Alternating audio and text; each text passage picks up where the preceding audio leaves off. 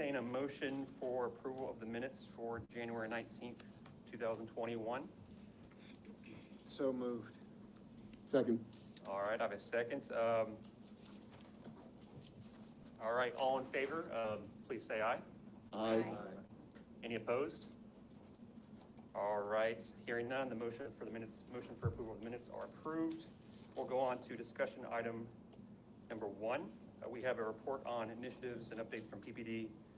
We'll go ahead and start with that. I think we have Deputy Interim Chief Crispin.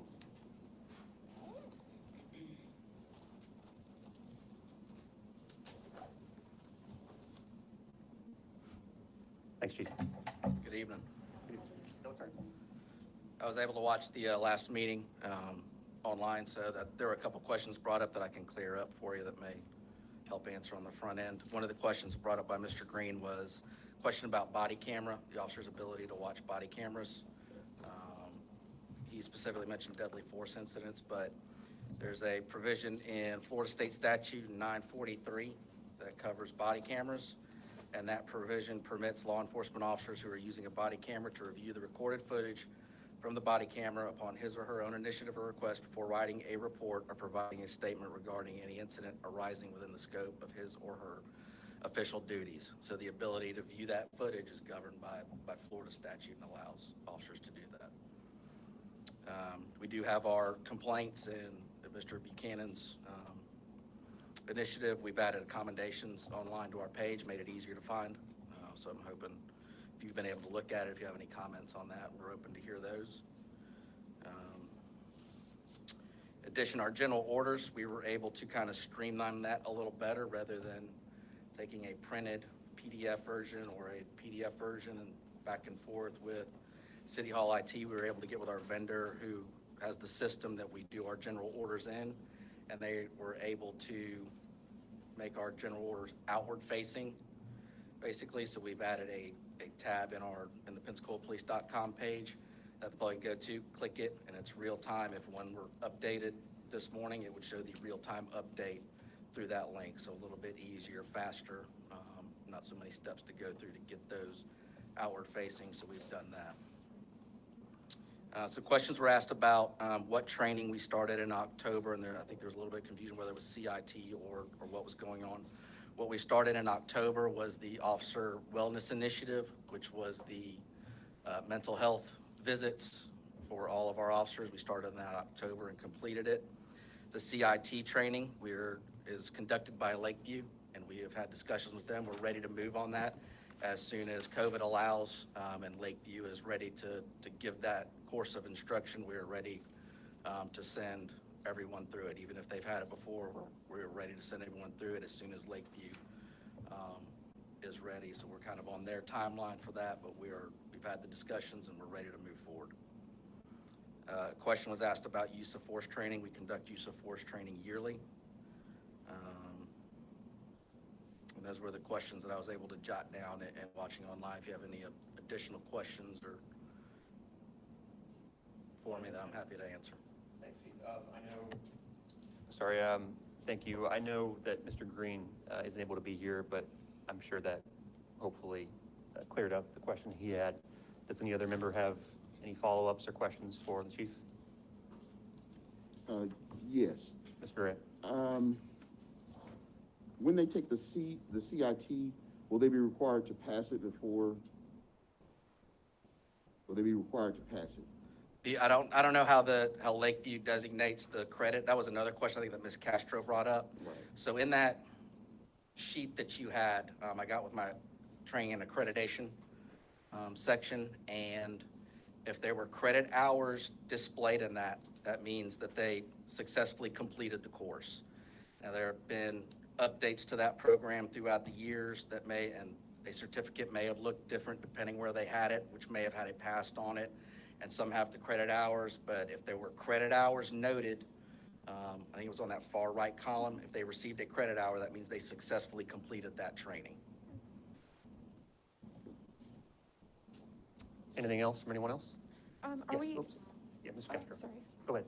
I was going to ask, are we able to ask questions about things that we didn't talk about? Sure, last absolutely. time? So this is designated for any kind of liaison or feedback or comments or questions you have for the PPD. Yeah, I recently became aware that there's how would I phrase this? Uh, there's a stars and bars flag still on the police uniform. Why? The flags were changed several years ago. I'm not a historian. It was 2015. Yeah. It used to have the Confederate battle flag. That was removed and changed to be historically accurate, my understanding, to the 5 flags that actually flew over Pensacola, is my understanding. And that was a move done by the city of Pensacola, and all of our emblems were changed to reflect that. Are you referring to the ones on your uniform as well?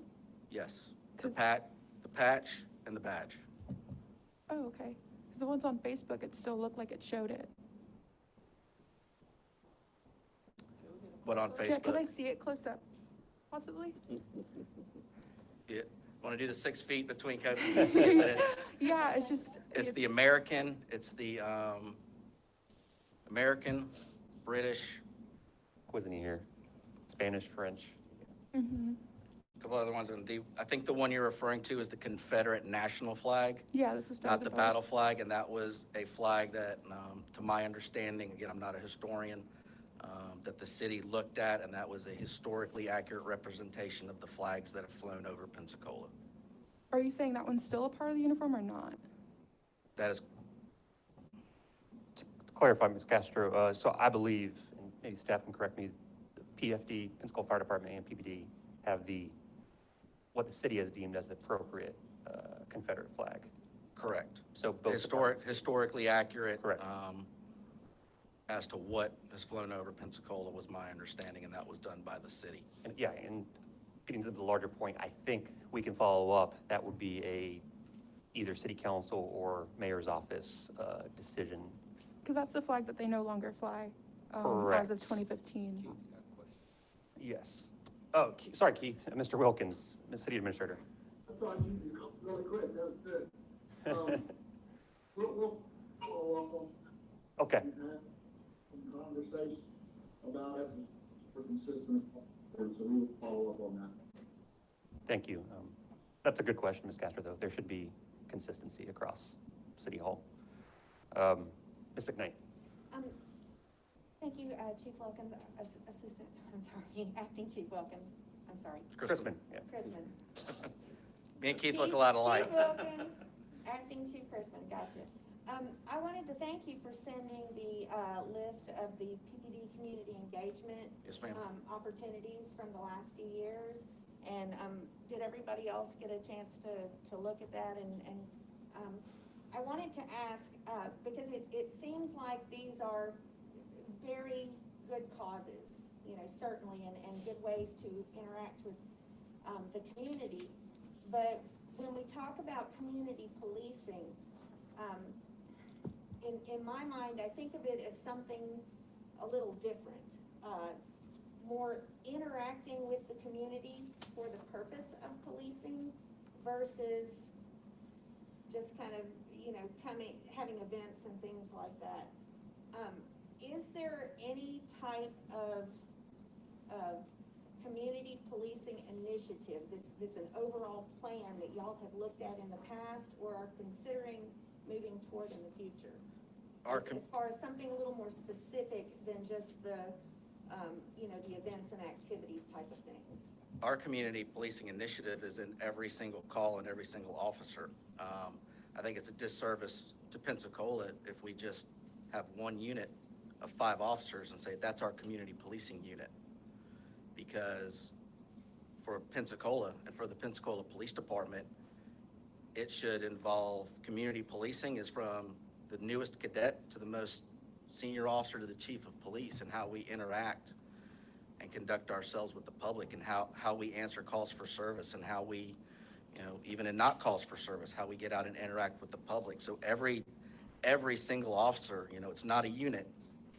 It's a philosophy of the Pensacola Police Department and how we police and how we, you know, work and engage our community. And that's what we want, is every single officer should be community policing, because it's truly an engagement back and forth between us and our community. Well, and and maybe I'm not clear on exactly what I'm getting at with this, but I'm thinking more of ways to involve the community in policing the community.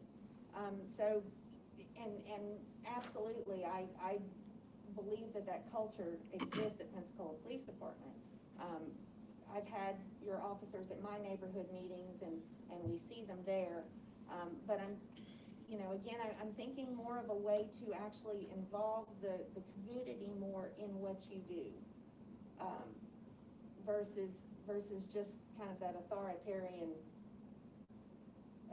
interaction. What's the saying? The police are the public, and the public are the police. Right, and I think a lot of that occurs every day, when an officer stops, a day shift officer stops for breakfast, and they're at one of our, local restaurants, and just a conversation with, it doesn't have to be one of our coffee with a cop events or any event. It's that one-on-one interaction. We don't just come in and put our head down and go. We're open and open to engage the public. And if you've got, suggestions from this committee on how we can engage more, we're ready to hear it. If there's a meeting we don't know about, send us an invitation. We're happy to come to the neighborhood meetings. We're happy to be there and have representation there to hear, from our neighborhoods and our community, what are they seeing? What are they feeling? What are they hearing? We want to know those things. So if there's something that we're not attending that you think we could attend and would be beneficial, let us know. We want to be there. And I think that, when you sit down and you have a meal with somebody, you tend to be a little more open versus when it's kind of an official thing, when we're showing up to serve in this capacity.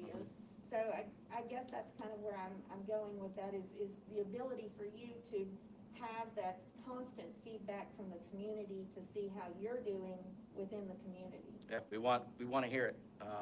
We're not sticking our heads in the sand and closing our ears or our eyes. I want to see and hear what's going on. What does the community see, about us, and what do they see in the community that we need to know about that we may not see. So we don't want to have any blind spots. We want to make sure we're open, and if there are opportunities that, anyone in this room sees that the police can, be involved in, we want to hear that. If you've got, people who talk to you and say, hey, I think it'd be, cool if the police came to this event or this meeting so we could, have that one-on-one interaction. We want to hear that and have representation there so we can hear, not just when we're putting on an event, for people to show up to, but if you're having an event and would like to see us there, we want to be there. Mr. Mayor? Mr. Chairman, I appreciate it. I was back in the back with Councilman Wiggins, so I didn't have a chance to have a microphone, but I did want to at least say, we certainly are open to whatever we can do with our neighborhoods through any events. I think that would be one of the things in the report, that if members of this committee thought there were things that we need to be doing to improve the relationships. We've certainly been doing the things that we're doing, and that Chief Crispin is continuing the things that we were doing before.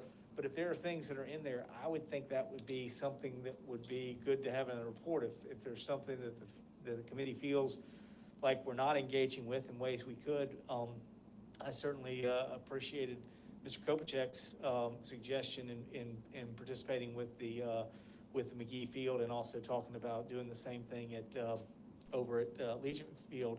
So again, I think that would be a great thing to see in this, if you have ideas and thoughts on it. But I certainly appreciate the chief's comment that we're trying to do this in everything we do, community policing. And if you feel like there are activities that we need to be doing, I think those would be great to be a part of the report. Thank you, Mr. Mayor. Mr. Chair. Oh, yes, Go Autumn. ahead. Can you hear me? Yes, I think so. Does the police department have any objection of removing any sort of historically correct or incorrect Confederate flag from your uniform? I know that our badge is unique. It has drawn compliments nationwide for the uniqueness, and Pensacola is a unique town. It's not a boilerplate, rubber stamp place. Pensacola is unique. we're obviously open to listening to any suggestions and comments, and that would go along with the mayor's office through the mayor and the city administrator. Do you have a position on whether or not that would, having it on your badge and on your arm, I'm not a historian either, but regardless, if the perception is that it is the Stars and Bars flag, do you have a position or do you have any feedback on how that might prevent you from effectively community policing in areas that are Black and brown people? I think any change to the, emblems or logos would be a conversation to have at, the city administrator, mayor level to have that discussion. I'd like to make a motion that we recommend as a committee to remove any sort of Confederate, whether it be historically correct or incorrect, any sort of emblem that resembles anything of the Confederate nature on any sort of policing uniform. Second. Okay, thank you, Autumn. Yeah, I don't really care if it's unique. No, I agree. So we have a motion in a second. I guess I'll entertain further discussion on this. My opinion, personal belief, if you're asking, is, of course, to remove it. And I fluctuated on this, but I understand as a white male that I have a unique privilege of looking at it from the other perspective that may be the white perspective. And I've seen how much damage it can do if a Black or brown person sees an officer walk down the street or on a patrol car and sees that. It's a big deal. So with that's my opinion. Is further discussion now that we have a second? I completely agree. When I heard about it, I was quite shocked to know that we still had that because, in 2015, the former mayor had it removed from all of city, areas. So I was kind of shocked to find that it was still on the police uniforms. So I would definitely love to see that removed. To add some perspective, if everyone's not aware, the city did replace the Confederate flag with the state of Florida flag. Now your motion is to just completely remove it? They can replace it with whatever they want. It Just can be just a pink flag or a green flag or any color flag. We've got 5 flags, but I don't think that it's appropriate to have any sort of, in the context of policing. In the name of consistency, would you be open to amending it to reflect the city's policy at City Hall? Sure. If the policy isn't that it is the Stars and Bars, it looks like it, on the badge. Right. And you're I see what picture you're looking at. Well, I'm looking at a lot of them. And it could be that they haven't been all updated. That's possible. Mr. Wilkins, If it's okay, I'll walk behind you and look. Sure. You can hold if it's big enough for me to see. could you add any context, I hate to put you on the spot, but of what the city's policy at City Hall is with the flags? Was I correct in articulating that the state flag replaced it?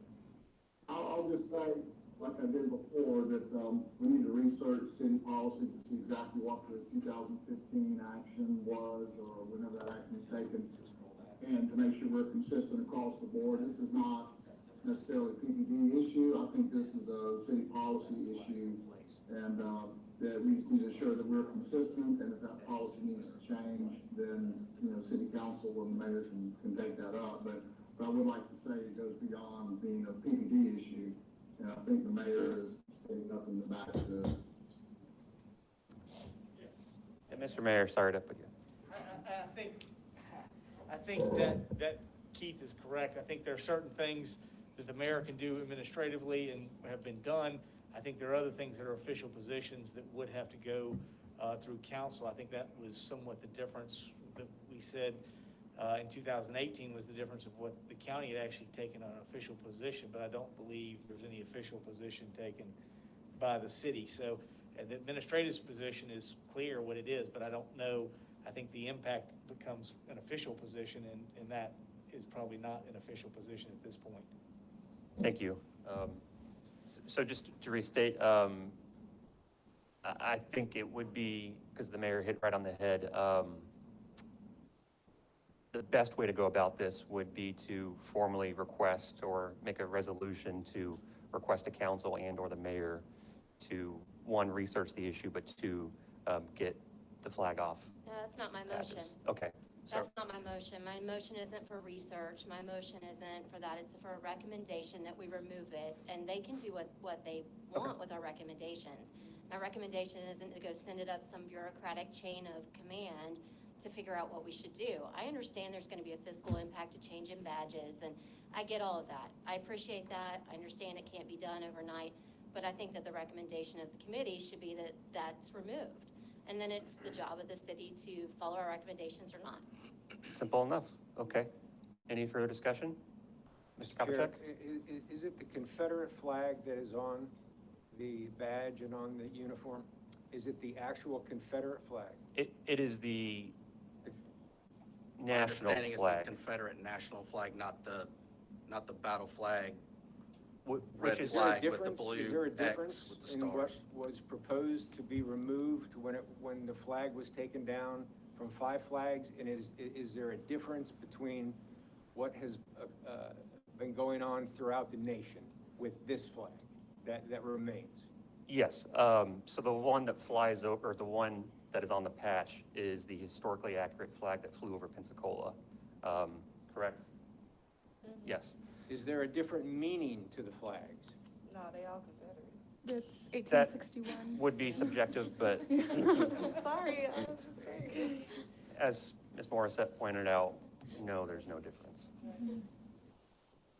Then again, this is a very obviously controversial issue, so. Well, it's controversial because it's new and it needs to Right. be addressed and studied.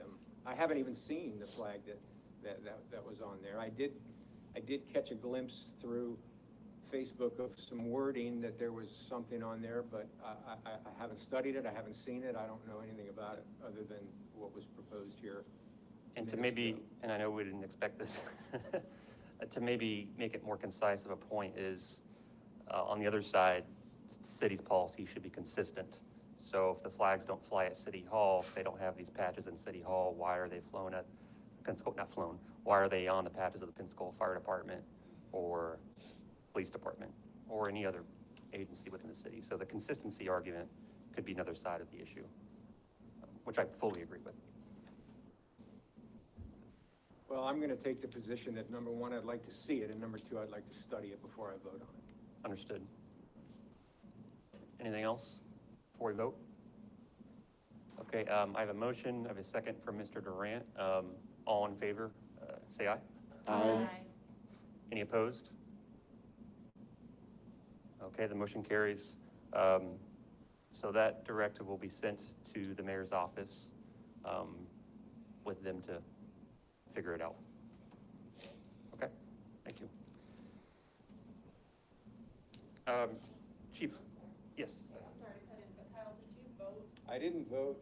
he abstained? Because we I have to did. abstain. I mean, I'm not going to vote no because I don't know that I'm against it. I haven't Right. seen the flag. I haven't seen any research on the flag. I have no idea what it means. No, I And understand. I'm not going to start voting for something to be thrown out whether I don't know what's going on. I don't want to vote against it because I'm not saying I'm against it. I'm saying I need more information. Correct, yeah, but we had just gotten direction from the clerk's office that unless you have a specific, like, legal reason, I'm not familiar with all the, the particular reasons that you can abstain from a vote, but I don't think you can just not vote because you don't want to. That was my understanding. Correct? Yeah, so I Well- think you either have to vote for or against. Well, then I'll just clarify that I'm not against it or for it at this time because I just don't know what I'm voting for. So for that reason, I'm voting against it.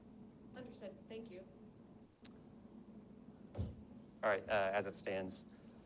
Chief Crispin, we had one more point for you, and this is, we're moving on, by the way. Is there anything else before we move on to the homelessness line item? Yes, Mr. I Durant. have another question. So, the events that you guys attend, are there events that you guys plan? I saw a laundry list of items that it seems like you guys piggybacked on those events. Like the Soul Bowl, what'd you guys do at the Soul Bowl? Were you just there spectating, or were you there on official capacity? I mean, are you guys doing things as a Pensacola Police Department to build a relationship with the community? I know for the Soul Bowl in the past, because I've been at the Soul Bowl, there are some officers there that are there for the security of the event, and then there's some officers that stop by to, interact and watch the games, and see what's going on, with the kids in the community. So, there's some of both there, and that list I don't think is meant to be saying we put on all those things, because there are a lot of events, community events that we're invited to that we partner and participate with, and I think that's important that we have those partnerships, and shows, us working together, because that's the only way we're going to accomplish, larger goals, is if we're working together. So that, that's our goal, is not to always be just, what do we think of to go do. It's, there are, just like there are good ideas that come up through the police department from our, new employees, there are fantastic ideas in this community, in Pensacola, and we're, proud to be a part of. When someone else has an idea and wants to work with us and partner with us, we're proud and happy to do that. So and those are the relationships and the things we want to do going forward. Is not, I by no means think it should be, the only things we should be doing are things that we think of. It should be, both of those things. We have good ideas in the police department, and there are ideas and functions that go on in the community that, we want to be a part of, and we're proud to be a part of those things. And I think it's important that we continue those relationships and build on those. And there are, I'm sure, some out there that we haven't seen or know of, or plans, things that are coming, and we want to be a part of that too. And I think you should continue those partnerships. But what about the things that you guys actually plan? You want a list of what we plan? I mean, just name a few. If you just name a few, I'd like to know what they are. But a lot of the things we work together with other businesses, but it kind of came of our idea, like the Coffee with a Cop.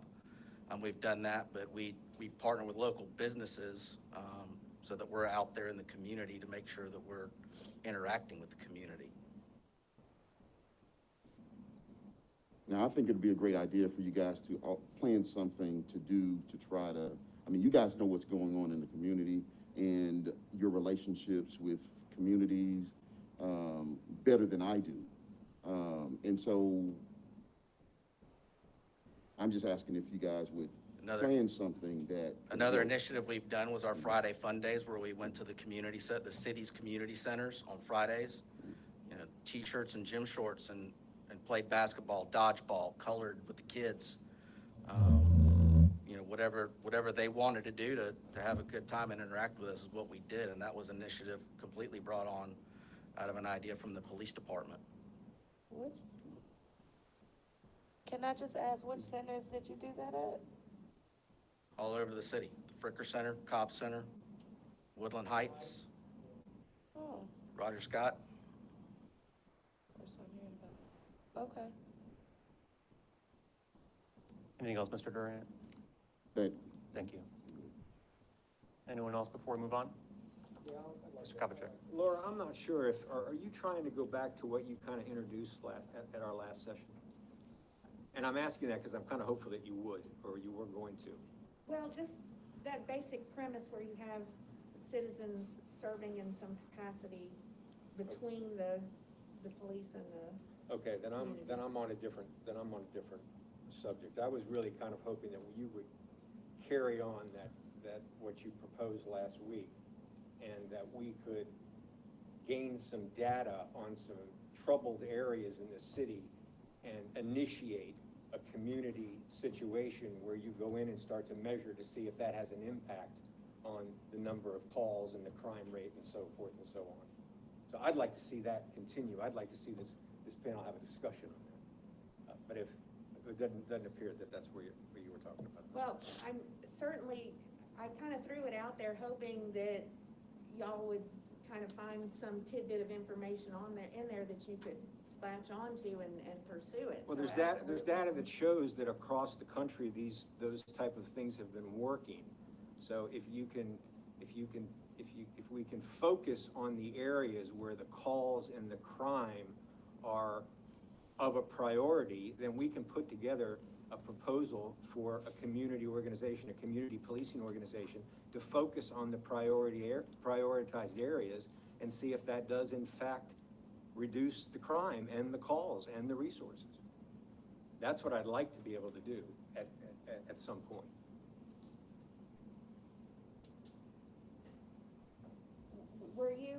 Did you review that information last week that we had discussed with the Los Angeles Police Department's police initiative where they had the community policing set up in the neighborhoods? Yeah, we're open to hear your suggestions. If you've got a neighborhood that you feel like we can be more impactful, we're ready to hear it. I think what we would like, Kevin, is the data that shows the neighborhoods that we need to look at. So if there's 10 neighborhoods, what are the prioritized calls? And we can look at those neighborhoods and then start to say, okay, let's organize a community action for this neighborhood or this neighborhood. And then we can measure and see if it works. Maybe it's the number of calls that you get out of certain areas. If I could make a suggestion for the committee to decide what information you think is relevant to that, what information you're looking for, and channel that through your chairman to the city, then we can compile that data that you're looking for. Okay. So if you come up with if it's calls for service, or if it's the types of calls, whether it's, violent, calls of violence, things like that, what information are you looking for as a group? Channel that through your chairperson, who can then pass it on to the city, and then we can begin to work on that information to give you the data you're looking for, give you the most accurate representation of what you're looking for data-wise. That's fine. Initially, I would say, where are you spending most of your time? Dr. Alexander, do you have? Yeah, Kyle, let me jump in here, because I think you're asking a really important question. But I need to join your question with your colleague's question. The question you're referring to is, and what you're really asking, what is community policing, right? And nobody has given you a definition of what community policing is. So community policing, very simply, is this. This is where police and community are constantly engaged. They're developing relationships. They have activities on an ongoing basis.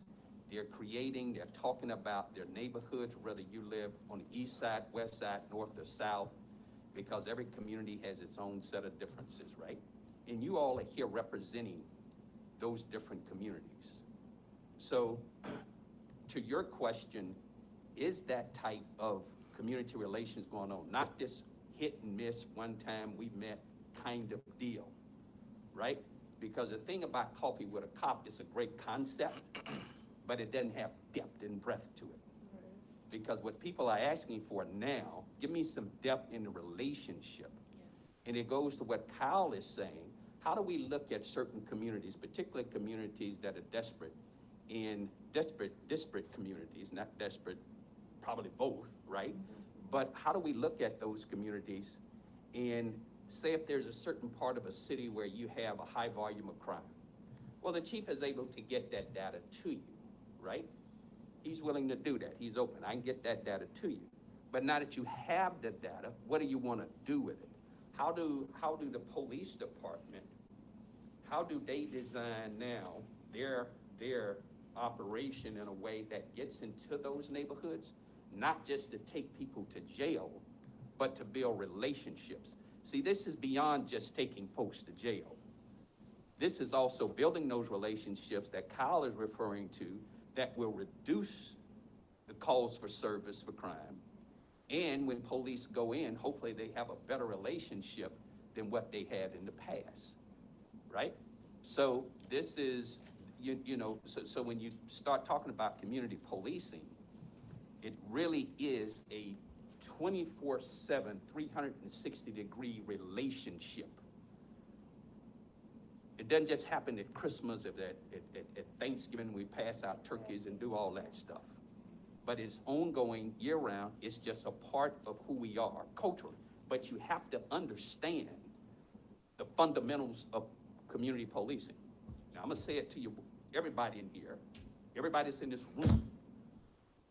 If you read the 21st Century Task Force, I don't care whether you like it or not, but if you just read it fundamentally, it'll take you exactly where I think you're going, you're trying to go.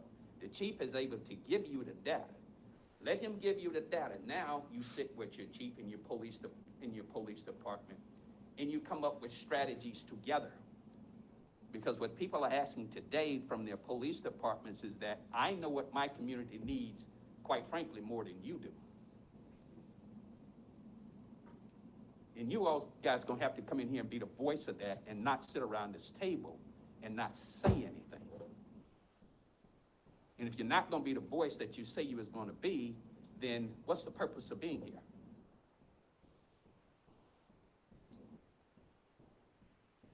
So you're here representing a segment of your communities that have a variety of different issues and concerns. They didn't send you here to shake your head north and south. They sent you here, or you should be here, because you're trying to take in, work with your chief and your police department, talk about community policing in a way that, yes, is there parts of the community we can go into and really look at crime, as Kyle is suggesting, and then offer some ideas collectively. This is not a one-way street just for you all to do. You have to do it in collaboration with each other. That's community policing. Everything that you do going forward. It's not about how many people we can arrest.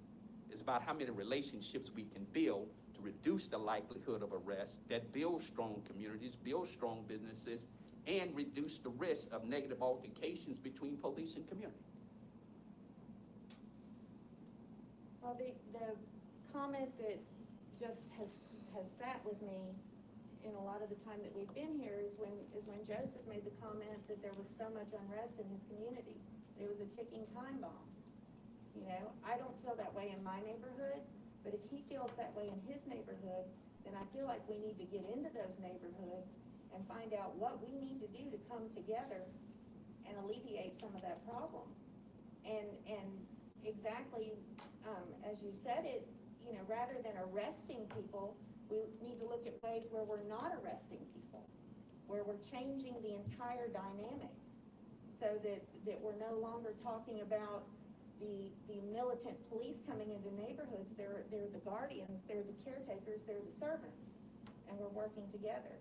So I guess my question is to the people who are sitting around this table, what is it in your neighborhoods that you see that the police need to do to engage?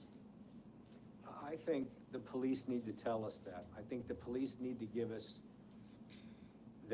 I guess you start with your largest calls for service, and then you start breaking it down and let them tell us where they're going and what they're spending all their time on and what the issues are. And then I don't think we necessarily need to reinvent the wheel. We've got communities like you brought forward that are roadmaps that we can start with in introducing to the police something that they can start to do. And it's measurable, because the calls for service are calls for service. So we can see over time if they start to reduce. Mr. Durant. Kyle, I will reiterate, and Chief has already stated that he's willing to compile that information and extrapolate it and get it to you. What I would ask is for that information that we don't clearly identify in our session, in our meeting, channel that back through. If you go home, you think about something, get it to your chair, so he can get it to through Kimmy and to Chief, so we can respond quickly for that information. If we can identify it in meeting nights, that's fine. But for the times where we cannot, feel free to funnel that to the chair. He'll get it to Kimmy. I'm sorry, the chair. Yeah, the chair. Dr. Alexander, is All right, calls and for then service the Chief will beginning? respond. Is that where you start? Well, I mean, the chief and his people certainly can tell you where their high crime areas are. Right. Right? Right. And some of you in here, I would suspect, are representatives of those communities. But collectively as a group, if you got a certain part of the city where it may happen to be that you may want to focus, where we know that there are disparate populations there that people would struggle, where there's high crime, where there's so low socioeconomic status and all those things. I don't have to spell out. Everybody know what they are, and you know where they are. Yes. Yeah, and we know where they're not. Right, and we know where they're not. Yeah. So you can get all the data in the world you want to get. That's fine, right? It's the science of it. But now, how do we design a strategy around that that encompasses police and those communities, Kyle, to your point, to begin to work together, talk together on an ongoing basis? And I think you bring up a good question then. What is it that the police department has initiated on their own in building relationships? Not piggyback off somebody else. That's a great question. And that's not an indictment or anything. It just means that we may need to think different in what we do. See, there's work here for everybody. Everybody. So I think you're on a good path with that idea, Kyle. I would be hopeful that every police department proactively does this on their own.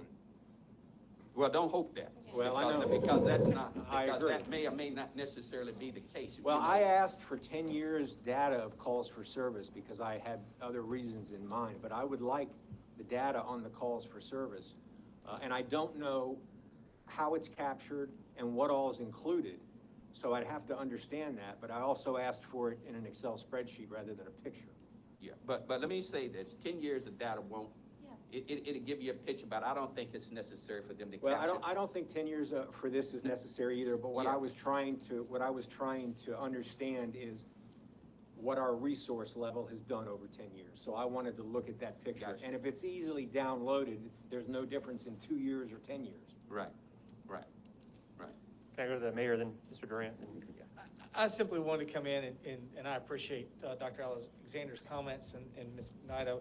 I think one of the challenges are exactly what he said. It's a little bit dependent on all of us. I think we train because we believe when we do all these things, we're coming in as the guardian, as the protector. That doesn't mean that we won't always be seen in a certain way. And part of that is just this part that is not any, it's not holistically on the police, it's a little bit on all of us. But I would say much of the reason we formed this committee is the idea of how do we have this discussion, how do we begin to change the things. It's not, if you simply say this is the police's job to go do this, it's not going to happen because the police aren't the only ones that are part of forming this. So I do appreciate Dr. Alexander's part, and I simply want to say I believe we all have a part to play in that, and I think the formation of this committee was much of an attempt to sit down and have that discussion, because it's incumbent upon all of us to work together for the betterment of the community, not just simply dump it on the police.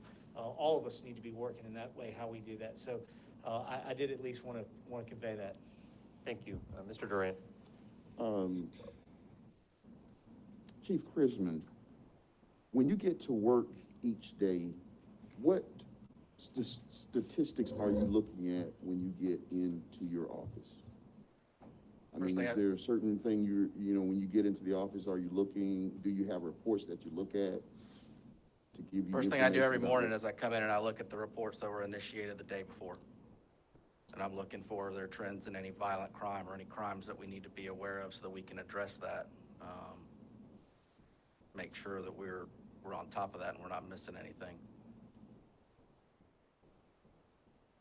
Okay. To touch on what Dr. Alexander said, every neighborhood has its own dynamic in Pensacola. And it's a disservice if I say I have one unit of 5 people or 6 people, whatever that is, that's community policing. Because in my opinion, and I think what Dr. Alexander said is true. That community policing, that policing with the community philosophy, has to be every single employee of the Pensacola Police Department. And that's what we're striving for. That's what we're working toward. That's what we want in every single employee that we have, not just 5 people over here that are assigned to community policing. So that's got to be every interaction, every officer, and how they go out there and conduct themselves, not just on calls for service, but when they're on a meal break, when they're walking in a store, when they see someone walking down the street. That is vitally important. And we're committed to continue to try to improve that. We want to continue to improve. We are committed to evolving, because if we don't evolve, then it's a lose-lose situation. So we've evolved over the years, and I'm committed to continue to keep us evolving. You know, this is not 1970. This is 2021. And we're aware of that. Times change, things change. What the community expects changes, what the community wants changes. So we want to make sure that we are evolving, you know, at the pace that our community is evolving. We can't fall behind.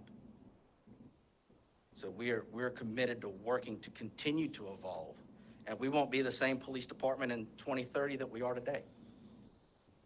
We're going to continue to evolve. We're going to continue to learn. You know, our eyes are open and our ears are open. And quite frankly, our hearts are open because we want to hear from our community. We don't want to sit in that police car and not hear from our community. I don't want to sit in my office and not hear from the community. So we want to hear and be out there on the street and walking down the street and hear from our community. And we're committed to hearing you, hearing those voices, hearing those concerns, and not just brushing them aside. We're committed, if there's something we need to change, then we'll change it. We're not gonna, stick our head in the sand and say, well, I know better than anybody else, because that's not gonna get us anywhere. If we need to change something, we'll change it. Our eyes are open, our ears are open, and our hearts are open to this community so that we can deliver the absolute best service that we can in every single aspect, that we're asked to do it. That is our commitment, and that is my commitment, not just to this committee, not just to the mayor, but to the citizens of Pensacola. That is my commitment. Okay. I guess what I'm trying to ask, do you guys have any data analytics, something that's going to show you trends?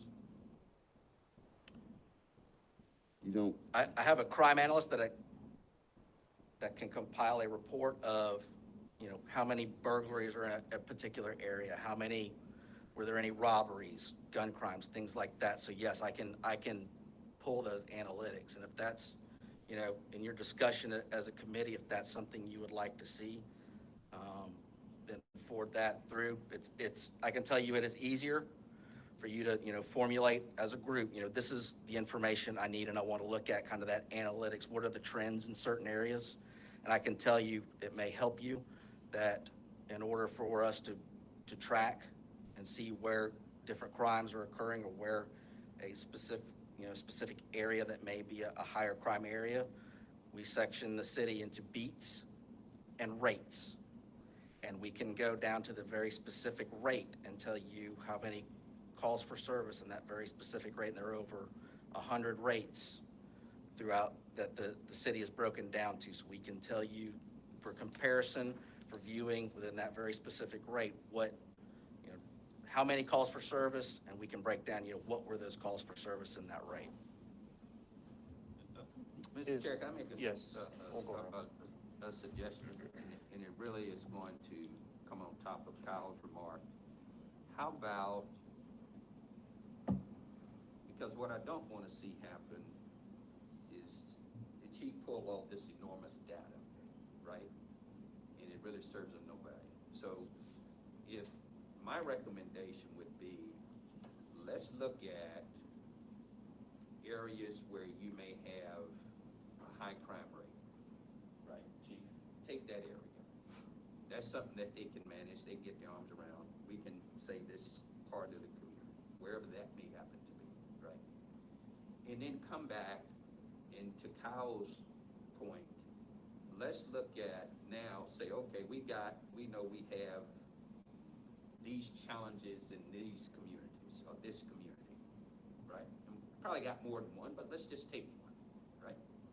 And so what kind of, from where y'all are, what kind of ideas, thoughts, collectively, you representing the city, across the city, along with the chief at this meeting, what kind of things that we can sit down and begin to think about going into that help build some of those relationships other than just arrest people? We're going to have bad people, we're going to arrest them, we know that, right? But what are some of those other things that we can think about, such as what you were talking about? And we just take it one step at a time, right? And and let it have its own process. But let's identify part of the community in which you may want to address. And whether you have ideas about bringing in other outside resources, recommendations, or rather recommendations about things that that community and your local police and they can do together, collectively, ongoing, so that over time, you know, maybe we'll see some change in attitude.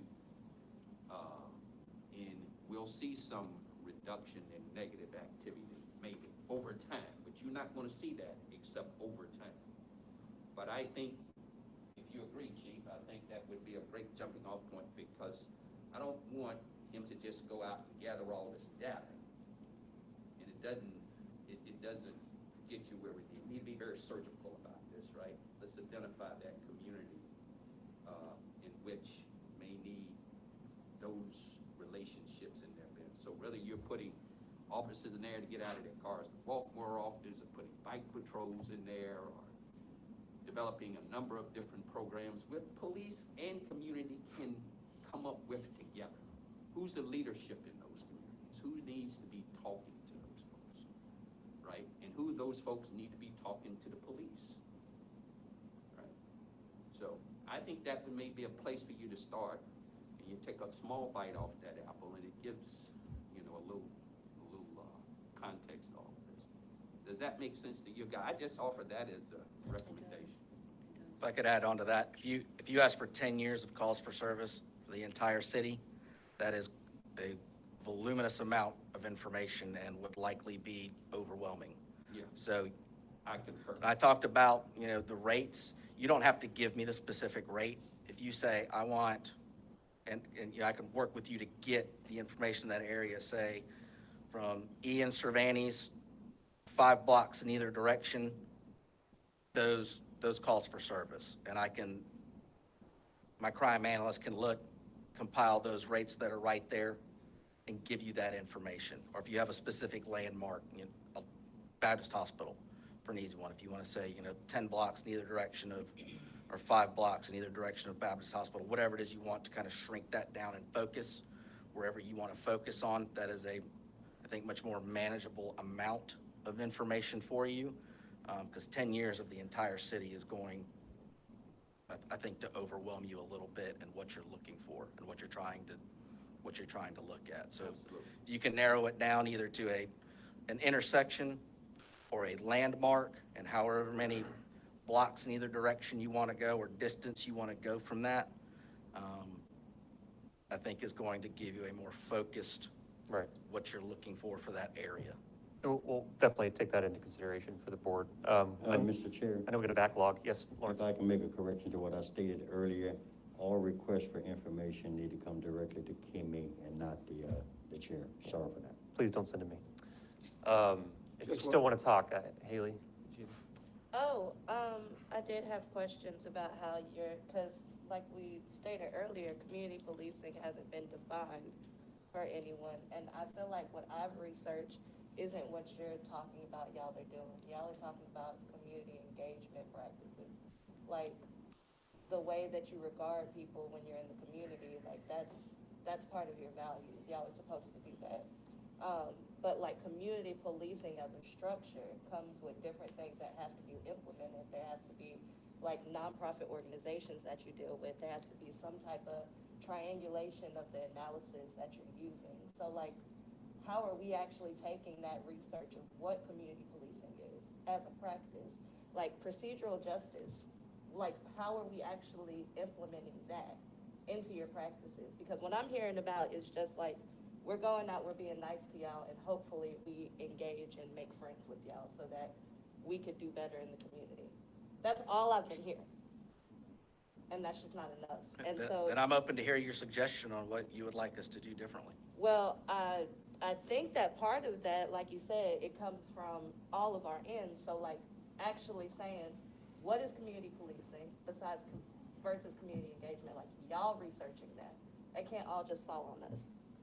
Because if you're using it, that means that y'all have to have put some time into deciding like, these are the things that implement it, like hiring practices. We've been telling y'all, we came in the first day and said, here's a long list of all the things we think needs to happen. we've been worn down, if we're being completely honest, I think, at this point.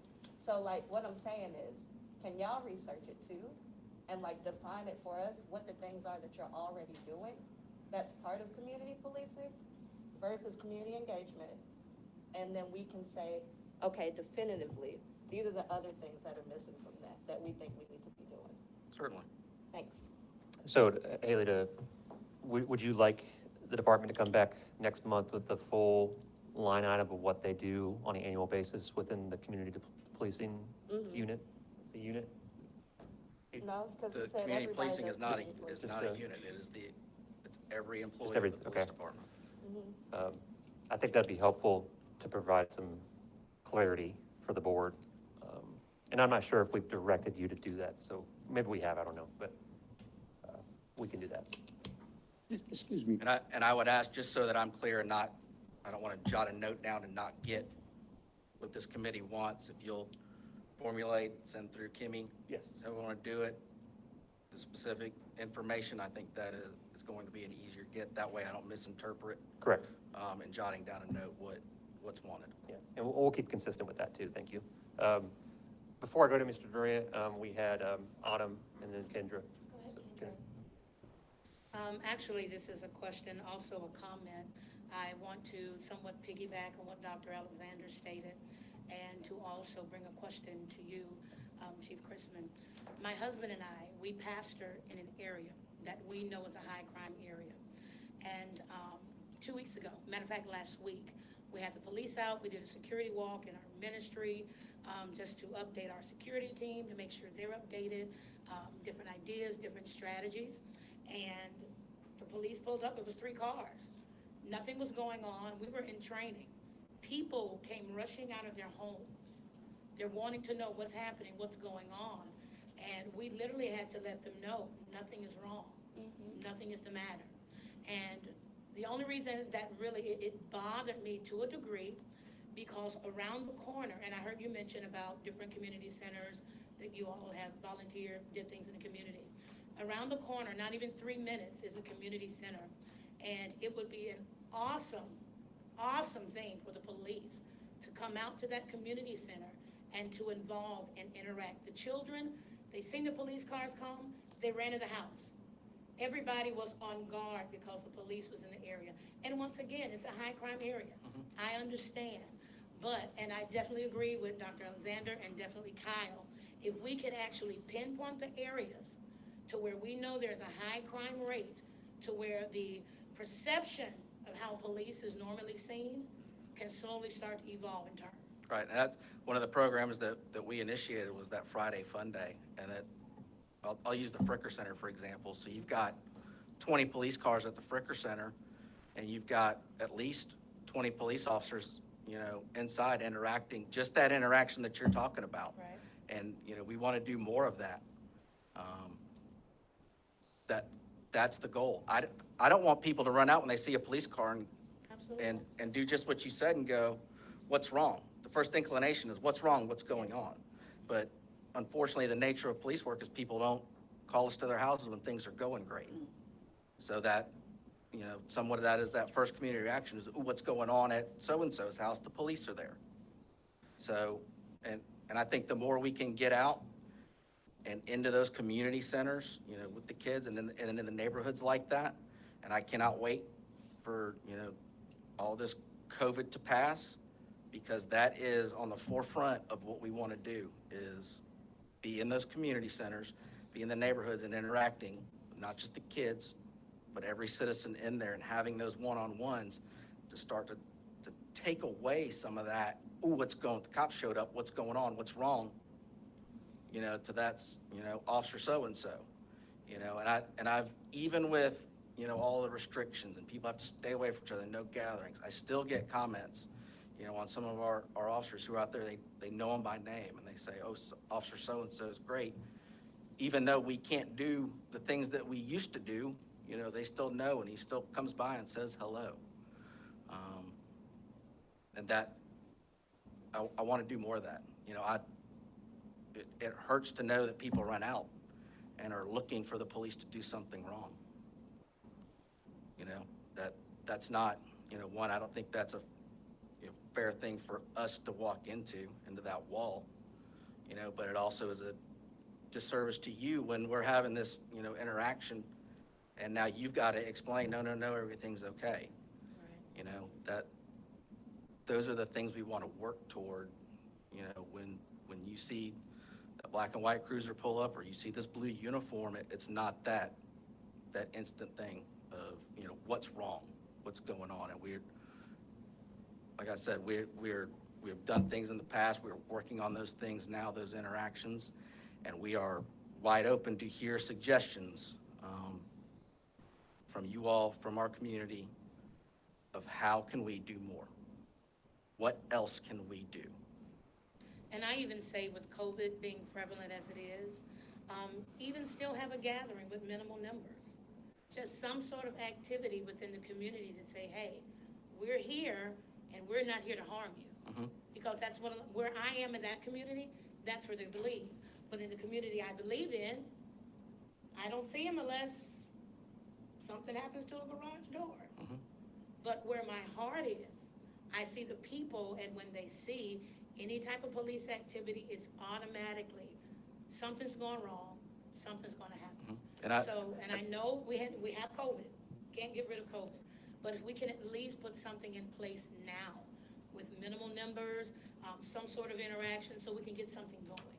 Right, we're working on those things, and I wish I had 50 more police officers, because then it wouldn't be that officer going call to call. It would give us more of that opportunity just to get out and talk to somebody. Because if I've, got my patrol officers who are working, going call to call, it reduces that ability somewhat. It's not an excuse, but it does reduce that ability somewhat when they're going to those calls for service over and over. So I wish I could put, 50 more cops on bikes out in neighborhoods. I wish I could do that. Yeah, I think I shared briefly the story that at Christmas Eve, there was a cop car in my neighborhood, and that's not very common. And, out on Scenic Highway, if a cop car rolls up, we know that something did happen. Probably just somebody else's alarm went off, and the cops have come, right? But that's because there's a high level of trust between my community and my privilege and the police, right? So I've been a victim of crime, and I had police officers respond, and I couldn't say more positive things about the way that the Pensacola Police Department interacted with me as a victim. Again, that goes back to the high level of trust that I had that I was going to be taken care of. We don't really need, and this was the comment that I wanted to make, is that we really don't need the statistics. Everybody around here at this table knows what these neighborhoods are. Okay, it's not Devereaux. Nobody needs to come out and have coffee with a cop in my neighborhood. We're good. We trust y'all. Y'all are going to fix the problems. If there's a bad guy, y'all are going to get him. We're good. Don't focus on us. We all know what we need to be focusing on. And I don't think we need data anymore. And I think that we have what we need around this table. That's why we're here, is so that we can say, what does it take to build trust, knowing that it's going to be a very long process? Because in my neighborhood, we're taking pictures of the cop car. We did too. We're like, what's going on? But it is a completely different feeling than it is in other communities in this area. And we don't need statistics to tell us which neighborhoods those are. And so I think one of the problems that we've had on this committee, just as a general, just as an overview, is, we just got to hear where they are. We need to know, what neighborhood is that? I know it's not Devereaux. I know it's not Cordova Park. I know it's not, I don't know where else. But we know where they are, so tell us where they are. You know where they are. You're standing there. You know exactly where they are. You know where we need to put our energy and our resources. And what we can do when we have 3 people or 4 people who are not complete, that are not completely brown, that have resources, that have a phone call that they can make and say, what community partner do we need in this neighborhood? This committee right here has every resource we need to fix this problem, but nobody wants to talk about it. And so, Haley, we need to know. We need to know, what can we do for those communities that we're having the problems in? But I know it feels like sometimes it's just like the big referendum on cops, but we've been kind of sidestepping this issue the whole time we've been formed as committee. I think it's time for us to do something. I'm hoping our town halls will help us. But we have the experiences around the table. What does it take to build trust? You know, and I think that y'all know that too. I think that the police knows that they're coming into a situation where they have a high level of trust. They know what it takes. And sometimes it is probably just being white. You know, one white guy to another. I know that in my neighborhood, when we first moved in, we've got a lot of kids. We have a lot of cars. There's a lot of chaos. It's kind of like the Beverly Hillbillies moved to my neighborhood because everybody is a doctor except for us. And the first time that we had the cops called on us, we had to explain that we lived in that neighborhood, okay? That's nothing compared to what's going on in the real world. And so we know what the real world is. We just got to get down to it and figure out what does it take to build trust in those communities so that we can start identifying problems, reducing crime, and y'all know it and we know it, and we just got to get it out. Thank you. Mr. Durant, did you have something? And just to piggyback on what Autumn was saying, and just from a different perspective, and I mentioned this to you, Chief Crisman, that my experience with the Pensacola Police Department, I was at my church one evening, and a Pensacola police officer pulled up to the scene, turned his lights on, and I was speaking with a friend of mine. We were just in the parking lot talking, and the officer flashed his lights. So I said, "Hey man, hold on a second. Let me let the officer know that I'm an officer of the church, and we'll continue our conversation." Well, the officer stops his car. He gets out, pulls his gun. Now I'm well dressed, starch, shirt, slacks, shoes, and he points his gun. And so I'm like, whoa. And so I have my hands up, and he asked me to put my hands on the hood of the car. Put my hands on the hood of the car, and I'm saying, "Hey man, I'm an officer of the church. Shut your mouth." This is what he told me. Shut your mouth. I said, "My uncle's the pastor." Shut your mouth. And so when you start talking about trying to bridge this gap, these are experiences that, and I was detained for 3 hours. No warrants, no tickets, no nothing. And so I had no items from the church in my vehicle, and I was detained for 3 hours. So we have to figure out a way, because I'm not the only one who's experienced those type of things. After being detained for 3 hours, to get home at 1 o'clock, 2 o'clock in the morning, after being detained for 3 hours, I'm pissed. And so what's my relationship with the Pensacola Police Department? I'm going to tell my friends about it, my family about it. So this is what happens when you have officers who go beyond what they're supposed to do when it could have been an easy 5-minute thing. "Hey guys, what you guys doing out here?" Could have told them, "Hey, I even have the pastor's number. You know, if you want to call them, he'll let you know who I am," and we're done. Even if they wanted me to just leave the scene, that would have been another option. But to detain me for 3 hours, that just doesn't sit well. And so when you talk about black and brown individuals who experience those type of things, and to this day, I've never been to jail. And so this is what you guys, when you start talking about community engagement, community involvement, it's got to be more than just giving out a few turkeys. You guys are going to have to put some thought into it, because you can have officers. They dealt with me, and what can you guys do to try to bridge this gap? Because it's going to be hard after an experience like that to be able to say, okay, I can trust law enforcement. It's just going to be a hard thing. And so you guys are going to have to put forth a huge effort to try to bridge this gap that we have in black and brown communities. And so, you guys are gonna have to come up with some solutions. I mean, it's just the bottom line. I mean, I'm not I'll saying. do everything, and I'll do everything in my power to help, but at the same time, you know, that what you have on your car, integrity, you know, with all the pillars or principles you guys have written on the car, you got to exemplify those things when you make a stop. Every stop shouldn't always be hostile. It should be, you should get out of a car not expecting something bad to happen.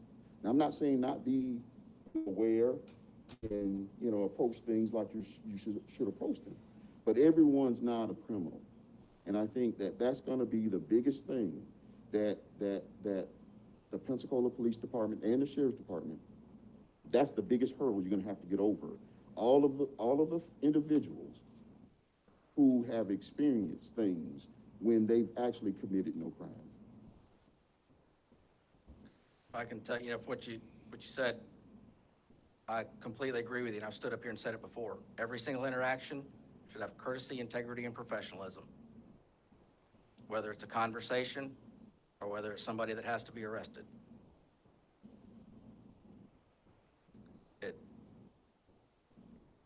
We're here, I'm here, and our department is here. We're leaning forward into this, and I'm asking you and everyone here and everyone in the community, lean forward a little bit with me. I'm willing to take however many steps I got to get there. I'm willing to walk 10 miles for someone else to walk 1 to meet me. I'm willing to walk 11 miles if it's 11 miles between me and you. I'm willing to walk those 11 miles. This committee was formed to help us see what I don't know. Right. Help me see what we need to see. Help, it's easy to point fingers. It's easy to say, you're this and you're that or whatever. Help me come up with solutions together. It's easy to point out the problems, and I think we can all sit here and point out problems, but solutions are going to take, us leaning forward. And I'll lean, if you're 11 miles away from me, I'll lean forward all 11 miles and I'll come all the way to you. If that's what it takes to get us there and have that conversation and start to build that relationship. I'll walk the whole way. My officers will walk the whole way. But I'm asking for the leadership in this room, in this community. I cannot arrest my way out of any problems in Pensacola. That's not going to work.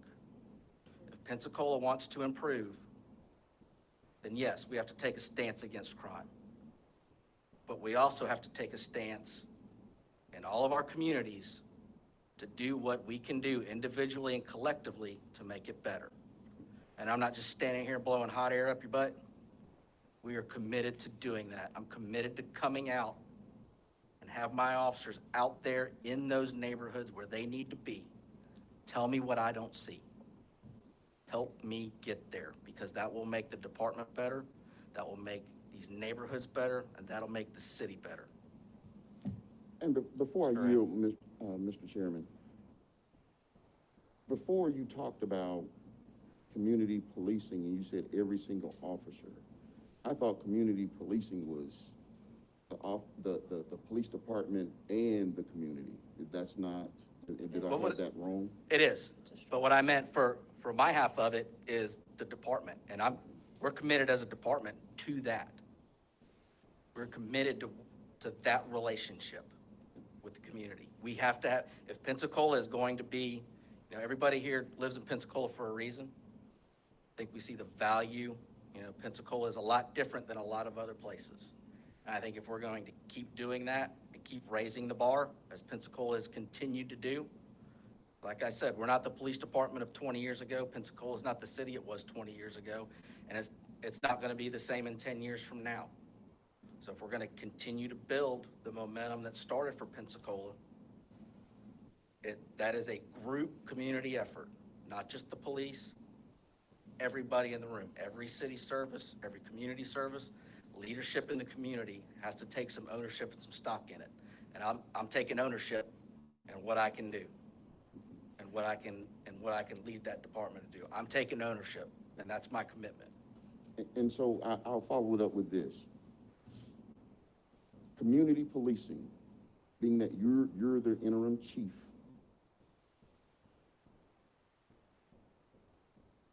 what would you like to see in community policing? The relationship between the Pensacola Police Department and every single neighborhood in the city. Okay, you can be a little bit more specific as to what do you like to see happen? I want the neighborhood when bad things are gonna happen. But I want when those bad things happen, I want the community to look at the police department with trust that we are there to help them. Whether they're a victim, whether they're a witness that saw something, whether they're just worried about what's going on in their neighborhood, that they look to their police department as a part of a solution and don't throw up a wall between us. That we are truly committed to working together. We're either solving crime, reducing crime in a neighborhood. How do we fix it? Not just with the police, but how can I reach out and find other services? How can I partner with other services to make that community better, make that neighborhood safer, make the people in it happier, and help them thrive? It's a relationship between our community members and our department members to trust each other and to work together. Anything else, Mr. Durant? We're going to move on a little bit. Oh, I did have something that I really feel like hasn't been brought up, and actually a community member just texted me to say what I was thinking. We're not bringing up over-policing. I don't trust taking data because I get text messages all the time from community members saying, why are there 3 or 4 police officers showing up for this one person for this? Like, there is this huge over-policing issue. The neighborhood, which is the reason that we're in here right now, they all the time are saying, I have so many police driving by just up in here just because, like, there's nothing going on. I don't understand.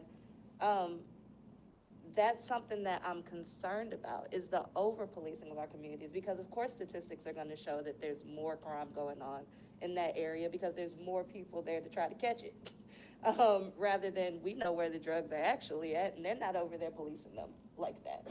So, sorry, I don't really know, just kidding. But what I'm saying, I mean, there's a stop and frisk type of thing. Like, there's innocent people being pulled over. Like, that is an issue. There's this huge over-policing. And so I need to figure out, how do we mitigate that? How do we stop that? Because that's going to be probably one of your key entry points into people feeling like y'all are more of a resource rather than them feeling like you're just there to take them to jail. So are you saying that you don't want to see police cars driving through the neighborhood? That's not what I said. That's what I'm asking. I said that there's an over-policing, so they're seeing more and more police drive through. They're seeing them all the time. And they're like, well, there's nothing going on that we know of. We're just chilling, and they're driving by, and they're not speaking or anything. They're just driving by and looking, and everybody's, oh, the boys over there is hot. Don't drive through there, even if you're not carrying anything or anything like that, you know, because they'll still probably pull you over. They'll find a reason. But you're saying drive through. Not just drive through. That's what you said, drive I'm through, saying not if saying people are anything, just even, looking. see, and this is why I don't want to talk to you. I'm trying to clarify. So let me jump in here real clarify. quick. Let me jump in here, because I Go ahead, know Glenn. you got to close this. See, this is the problem. When you don't have a community and a police department that are aligned, and you're not aligned, this is what you got. Y'all can't even, he can't hear you and you can't hear him, quite frankly. And I understand exactly what you're saying when you say over-policing. But over-policing grew out of police being in communities, passing through, making arrests, but can't call nobody's first name. Absolutely. That's what you're saying. And he can't hear that because he's trying to understand what you're saying, but we have to help our police department. understand that, and then they gotta help us by building these relationships. See, this is not a tit-for-tat relationship. Police hold the authority, they hold the power, they have the ability to make arrests, and to take a life if justified. Police has that power, but what police have to be able to maintain is legitimacy. Because if you're not seen as legitimate in that community, then you're gonna be seen as being over-policed, you're gonna get resistance, you're not gonna get that partnering of that relationship. It takes that on everybody's part. I agree with you, Autumn, and I agree with you both. It ain't about the data. We're tap dancing around this. Let's look at a community, begin to think about, in particular as you go out to these communities, out in the communities, let's think out of the community you want to identify. Chief know where they are. And let's see what we can do in those communities by working together with the police department, creating ideas, but it ain't solely your responsibility. Everybody's responsibility. Because it does take getting out of those cars. Because every day you ain't running from call to call. Not every day, 24 hours. There are times that you do have those peaks, and there's times that you don't. And when we have to take advantage of those opportunities, how do we get out of our cars? How do we have more bike patrols? How do we do things to help build those relationships, right? But everybody got some responsibility in this. This ain't gonna be no easy lift for Pensacola, Florida. But you can't continue to tap dance around it, as Autumn very well, cleverly articulated. If I just clarify real quick, I'm not discounting what you're saying. I'm trying to understand what you're saying. I'm trying to understand your position and your perception. I'm not discounting what you're saying, because I want my officers driving through neighborhoods, and I want them to know people by their names and have a conversation with them. Have an open and honest dialogue with them. Chief, could you come back to us in the next meeting and tell us what is the number one area of town that you think that we could be the most helpful in solving problems? Give us a 5-mile radius and say, this is the area I want you guys, if it were up to me, for you guys to pour your resources into. Could you come to us with those geographic neighborhoods? Yes, ma'am. Autumn, are you looking to verify information that you already know the No, answer to? I just want to know what, if from the police's perspective, I'm sure that they feel like there's areas where they're undermanned and, But we're ju- thinking. just get rid of the elephant in the room. It's the low-income neighborhoods. Exactly. So what do we do? That's what this is all about. So how do I get my officers out there to do that? And I'm working on bike patrols, that when they're driving through that neighborhood, not every encounter is an enforcement encounter. It's just a conversation. It's just learning their neighborhood, learning the area they work. How do I make it better? Who sees when all the street lights are out? Cops. Who sees when the red lights are out? The cops. Who knows when there are those little problems that may lead to something else? The cops. So it's us making sure that we're passing on information to fix some of those issues, but it's when they're driving through those neighborhoods, having an interaction. It doesn't have to be because they got called there. It doesn't have to be because they think they're doing something wrong. I want them in there, but it takes, quite frankly, it takes manpower and resources. If we could identify the neighborhood, then we might be able to identify some of the leaders in that neighborhood, whether they be elected leaders, probably not, or what do they call it on Instagram, influencers. There's gonna be influencers in every neighborhood that we could try to, to make, bridges with. In every neighborhood, there are gonna be, just like every organization, there are informal leaders. They might not have a Yes. title, they might not be, the reverend of the biggest church there, but every neighborhood's got somebody who everybody listens to. Yes. Those are the conversations I wanna have. Not just me as the chief of police, but a police officer driving around that neighborhood, having that conversation with that person. And these are good discussions. Can we move on for now? Okay. And I'm going to skip ahead. By the way, everyone, good to staying a little late. This is the most important thing going on in the city right now, so you all better be. We'll go to, speaking of community leaders, Councilman We Wiggins. have to move to extend the meeting so they don't cut it off. Did we vote on that? Because they usually cut it off at 7, even if we're still talking. What do we need to do, staff? Do we need a vote to extend? Yeah, I would say yes. You don't No, think we're good, okay. so? That's the chair's wrong. But Chief, thank you. Mr. Chair, did you have any further questions for me? I or- think we're good for now. You've been up since 4 AM. Thank you, Chief. I'll be in the back if you have any. Okay. Let me just ask Casey. IT, Chris, are we good with, will it cut us off at 7, or are we good to keep going? Keep going. All right. Okay, and thank you, staff, for accommodating. I know it's a lot. Councilman Wiggins, can you come up? He's going to talk a little bit about, I'm sure most of you all have heard about it, the proposed gun buyback initiative for the city of Pensacola. Councilman Wiggins, welcome. Thanks, sir. Good evening.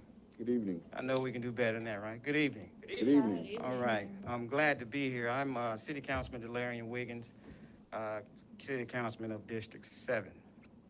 A little bit about myself. I've been in law enforcement for about 15 and a half years, military for 13 years. Now I'm a city councilman. So with that being said, I proposed a gun buyback program to help curb some of the violence in my district. As you all know, that there's been a lot of gun violence, black on black crime, young men being gunned down in the parking lot, Elizabeth Harris, who was also gunned down in the parking lot, and the list goes on and on. So I wanted to do a gun buyback, which is designed to take some of the guns that are used by some of these violent offenders out of their hands, and they'll be able to turn those guns in a safe manner, and at the same time, we'll be able to give them some type of stipend. We're in the process of getting the logistics taken care of at this point, and I'm looking to have that particular program in March down at Bill Gregory Park. Jacksonville has done a similar program, which they took about pretty close to 600 guns off the street. And I want to say, I think it was in Toronto, if I'm not mistaken, they took 2,700 guns off the street. So just trying to be more proactive in my approach. Again, more proactive in our community. And this is strictly voluntary. We're not going to knock on anybody's doors and seize their guns. That's not what this is. So it's a more proactive approach, giving people the opportunity to turn in those guns, mainly for parents who goes in their 16-year-old child's room and they find a gun and they're afraid to turn it in. This is an opportunity for them to do that. No questions asked. You drive up, you give us the gun, and we'll again give you some type of stipend. Ladies and gentlemen, let me say this also. Within the last week, we arrested 2 16-year-olds, 2 17-year-olds for homicide, capital murder. At some point, we all are failing. Albert Einstein said it best, and I'm just going to say this. We can no longer continue to solve problems using the old way of thinking when we created them. You got to start having a new way of thinking. It has to be a new way of doing things. Police and the black community don't trust each other. We got to start sitting down and talking about these issues. It's frustrating. I can hear it in Mr. Alexander's voice. It's frustrating. No, that's not what you hear. Don't speak. Well, you don't know. That's okay, not what well, you I take that back. Don't speak for me. Okay, well, I got you. But what I'm saying is this. We got to start talking and having these tough conversations. We have to. When Haley, you talk about over-policing, for me, at the sheriff's office, if we run a name, there are certain intel flags that comes associated with that person's name. So when you see 2 or 3 police that may pull up, that's probably why. Or if they run a tag, it comes back with an intel flag. So that's why you may see 2 or 3 police pull up at one particular time. So I think as we start having more of these conversations and getting a better understanding, then maybe we can try to build some type of trust in our community. But that's pretty much what I'm doing with this gun buyback program. and just looking to build more community trust and really being proactive in our community. Councilman Wiggins, thank you. And, I mean, I've done enough research on the topic. It's always, just to play devil's advocate, folks talk about, well, why would I give my gun to the city and they pay me $50? I don't know what we're doing, when I could just sell it on the street. The big thing of this is, one example you mentioned, you know, finding just the gun that's unlicensed or whatever, but it's no questions asked. So if you find a gun or a firearm and it's got its serial number rubbed off or anything else like that that makes it illegal, this is a way out, which could be beneficial. Right. Am I correct in kind of thinking about that? Yeah, that way? once they turn the firearms in, we'll end up doing a check if it has a serial number, and if it's stolen, then we will return those firearms back to the rightful owner, to include also maybe giving them some type of incentive as far as taking a gun safety class on how to properly store their firearms. And we're also looking at giving them some type of gun locks. Thank you. And the other part of it is symbolic, obviously. Right. So one more thing before I open up the questions is, and how much are we initially allocating towards this, and where's that coming from? Well, it's $10,000 for the whole program. It's coming out of the mayor's discretionary fund. But we're, right now we're working on the prices as far as, well, the stipend that we'll be able to give them. Thank you. Questions from the board? One of the things that I saw, which I was a little surprised of, was that there were numerous comments where citizens had planned on standing out before the buyback programs and offering 2 or 3 times more for the weapons to buy them. Are you prepared for that? Or can you be? Absolutely. We're partnering with the Pensacola Police Department.